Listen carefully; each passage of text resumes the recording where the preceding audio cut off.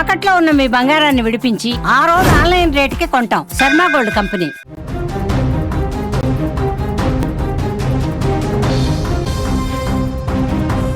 YCP అధినేత మాజీ ముఖ్యమంత్రి వైఎస్ జగన్మోహన్ రెడ్డి కృష్ణా జిల్లా పర్యటనలో స్వల్ప ఉద్రిక్తత ఏర్పడింది.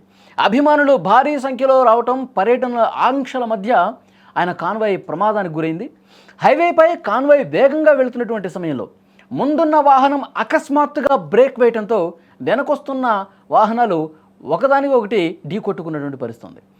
ఈ ఘటనలో ఎలాంటి ప్రాణ నష్టం జరగనప్పటికీ కాన్వాయ్లో ఉన్నటువంటి సిబ్బందికి కొంతమంది గాయాలైనట్టుగా సమాచారం వస్తోంది. ప్రమాదం జరిగిన వెంటనే ఆ ప్రాంతంలో గందరగోళం ఏర్పడింది. వాహనాలు ఆగిపోవడంతో హైవేపై భారీగా ట్రాఫిక్ జామ్ అయింది కూడా. మోంతా తుఫాను ప్రభావంతో నష్టపోయిన రైతులను పరామర్శించేందుకు జగన్ ఇవాళ కృష్ణా జిల్లా పర్యటన చేపట్టారు.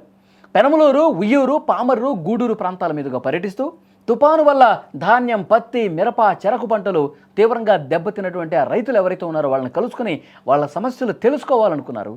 ప్రభుత్వం అందిస్తున్న సాయం, నష్టపరిహారం విషయాలను జగన్ నేరుగా రైతులతో మాట్లాడి పరిశీలించనున్నారు. మధ్యాహ్నం వరకు పర్యటన కొనసాగి సాయంత్రానికి అవనిగడ్డ హైవే మీదుగా తాడేపల్లికి చేరుకుంటారు జగన్మోహన్ రెడ్డి. ఈ క్రమంలోనే వైసీపీ కార్యకర్తలు, స్థానిక రైతులు, అభిమానులు భారీగా తరలి వచ్చిన పరిస్థితుంది. విజువల్స్లో మీరు చూస్తున్నారు ఏ విధంగా జన సందోహం కనిపిస్తోందో, ఏ విధంగా అక్కడ వైసీపీకి సంబంధించిన కార్యకర్తలు జెండాలతో ఒక ర్యాలీగా రోడ్ల మీదకి వచ్చినటువంటి పరిస్థితి కనిపిస్తుంది. ఆ కాన్వాయ్ వెళుతున్నటువంటి క్రమంలోనే ఒక్కసారిగా ఈ ప్రమాదం జరిగింది.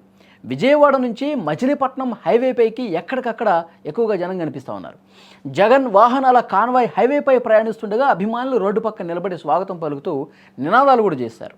భారీగా జనాలు రోడ్లపైకి రావడంతో పోలీసులు రవాణా వ్యవస్థ నియంత్రించడంలో అక్కడక్కడ ఇబ్బంది ఏర్పడ్డ పరిస్థితుంది. మొత్తం రోడ్ల మీదకి వచ్చేశారు కార్యకర్తలు. పెద్ద సంఖ్యలో పోలీసులు కొన్ని ఆంక్షలు పెట్టినా, నిబంధనలు పెట్టినా వాటన్నిటినీ కూడా బేఖాతరు చేస్తూ చాలామంది రోడ్ల మీదకి వచ్చి నినాదాలతో హోరెత్తించిన పరిస్థితుంది.